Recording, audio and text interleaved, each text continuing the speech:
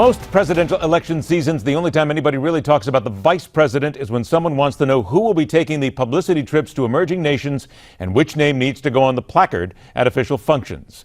Not this time, as whomever is chosen as running mate for both candidates is seen by many as something of a political band-aid on campaigns and reputations that have more holes in them than a trainload of low-grade Swiss cheese.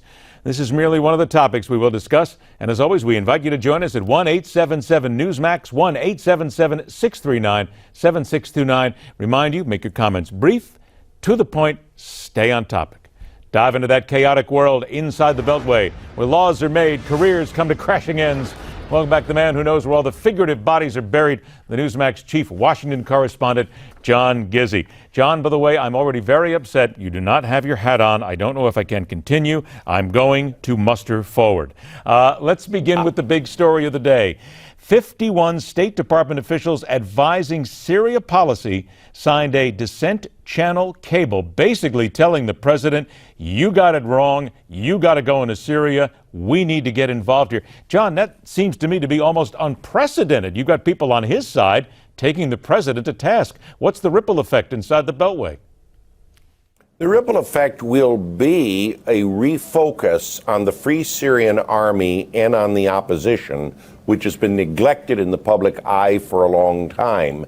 And it will put the issue of Syria itself on the map and bring it up before Congress again and again. I saw something similar to this in the early part of the George H.W. Bush administration, when 3 young diplomats within the State Department protested the administration's policy on the former Yugoslavia and not taking the appropriate action in post-Tito Yugoslavia.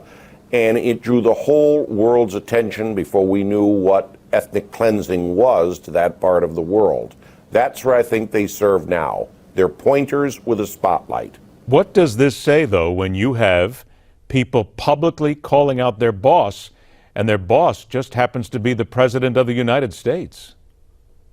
Well, again, the obvious suggestion is that they should resign from office first before they, make a protest like this. We've seen what mass resignations can do in terms of policy. We've certainly seen it with military officials over the years. If you don't like the policy, you resign and speak from the outside.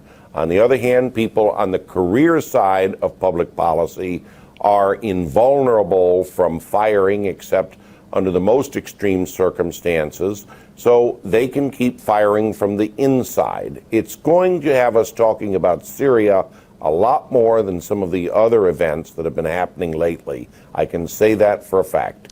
1-877-Newsmax if you want to join us. Let's go ahead and spin to what I talked about, the vice presidential candidates, if you will, here.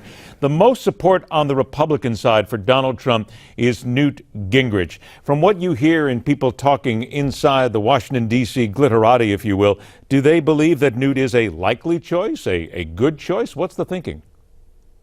I'm going to go out on a limb and say no, and I'm just basing this on people I have talked to and people who are looking closely at the Republican ticket. Newt, 2 weeks ago, was candidate du jour. I reported on it. Donald Trump's thinking was having a loyal person who defended him on television, who could hold his own in debate, and who knew the issues. Now the name du jour that's coming up more frequently than Newt Gingrich is that of Oklahoma's Governor Mary Fallin, who endorsed Donald Trump as soon as he became the obvious nominee, who served as lieutenant governor, member of Congress, and a 2-term governor, and generally gets high marks from conservatives. Let's talk about the left side of the race here, if you will, then. There's a lot of talk about Elizabeth Warren becoming a likely choice for Hillary Clinton. Now, may or may not, and of course she's leaving some hints here and there as to yes or no, but here's a good question for you, though, John. Why would Elizabeth Warren want to become vice president under Hillary Clinton? Well, obviously, people who have studied the history of the office know that aside from attending funerals, giving speeches, and cutting ribbons, oh yes, and the constitutional duty of presiding over the Senate, the vice president has a lot of time on his or her hands. and many vice presidents go on to be president. We know that. Elizabeth Warren could have been the Democratic nominee for president if she had run. Bernie Sanders revealed how uncertain grassroots Democrats were on Hillary Clinton. And it appears as though this could be a consolation prize. I think you'll get a real clue, Ed, when you see Massachusetts Democrats for the third time changing the law to not allow the governor of the state, who happens to be a Republican, Charlie Baker, to appoint a successor and then go to a special election. One thing, if Hillary Clinton is president, she'll be and Elizabeth Warren is vice president, President Clinton II will be the first president who has to hire a food taster. Good for you, Mr. Gizzi. I'm glad you dropped that line in there, if you will. Made the whole night. Let's get a little weigh in here on the right side. Don in Portsmouth, Ohio, joins us on the hard line. Don, you believe that Donald Trump needs a politician as a vice president? Okay, well and done. But who? Well, I first thought, like the gentleman just said, Newt Gingrich. I like Newt, and he's very well schooled in all the aspects of getting legislation through government. But some of the things he's been saying lately has kind of put a roadblock in my way. And I think my second choice would be John Kasich, my governor.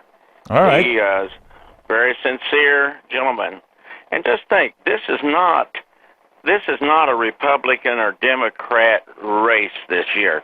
This time, this is a populist man that's running. Mr. Trump is a populist man, and a vote for him is a vote for me. It's a vote for every one of the individuals that vote for him. And because this country is so corrupt and so polluted that it's going to take somebody from outside Washington, and I believe the people have that in mind. It's going to take someone from outside Washington to go in and shake things up and get this country moving again. All right, Don, well put. We thank you for that. John, very briefly, though, I don't see John Kasich or Marco Rubio, any of these others. Maybe Rubio, but I don't see Kasich becoming vice president to Donald Trump. Do you? Well, 2 nights ago at the Radio TV Correspondents' Dinner in Washington, Governor Kasich reiterated why he will not vote for Donald Trump for president. Now, of course, you can point out, and I can point out, how many people who criticized the likely major party nominee for president right up to the end and said some pretty rough things only to become his running mate. Lyndon Johnson and John Kennedy being a case in point, George H.W. Bush and Ronald Reagan another. But none of them said they wouldn't support the nominee for president ahead of time, and that has to bother Mr. Trump. This would probably be one of the biggest mass conversions going back to ancient Rome if John Kasich were to join a ticket with Donald Trump. All right, let me turn back to the left here one more time here. A couple of minutes we have left. There's a thinking process and a couple of articles out there today saying that Bernie Sanders is losing his convention leverage, which I sort of looked at with a very scant eye, if you will, because then if you look during the day, Bernie Sanders got back onto Twitter, statements, making a lot of talk here about helping Hillary Clinton beat Donald Trump. He had a series of tweets after an address to his supporters, writing, "This campaign's never been about any single candidate. It's about transforming America, defeating Donald Trump. I look forward to working with Hillary Clinton in the coming weeks." John, I only got about a minute left here, but I don't know why, but something doesn't fit here in the whole losing leverage and then trying to basically kiss up to Hillary Clinton. It doesn't fit here. No, it doesn't, and it's very much like the George Orwell's 1984. We're now at war with Eurasia, not at war with East Asia, the way we were yesterday. It is just hard to swallow that Bernie Sanders could make a conversion so swiftly and before he even got to address the Democratic convention. If he's serious about helping Hillary Clinton, he should hold his embrace of her until they appear before cheering delegates in Philadelphia during this summer. You get the same feeling I do that under the surface, Bernie Sanders is going to Hillary Clinton's people and saying, you better believe when I get to the convention, you're going to give me what I want, right? They're going to give him a platform. They're going to give him a speech on prime time. And already, Congressman Ben Ray Lujan, the chairman of the Democratic Congressional Campaign Committee, said Bernie Sanders' supporters are working hard for Democratic House hopefuls.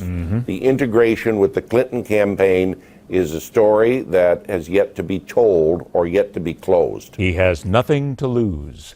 By the way, make sure you go to Newsmax.com, read John Gizzi's column. He keeps you updated on what's happening inside the Beltway in Washington, D.C. We're happy to have him here. John Gizzi, have a great weekend, my friend. We'll talk to you soon. Thank you, Ed. The lessons we obviously have not learned from a time when gun violence in America was truly a shocking instance. Plus, a little man on the street talking about gun control. It's all coming up next, right here on The Hard Line.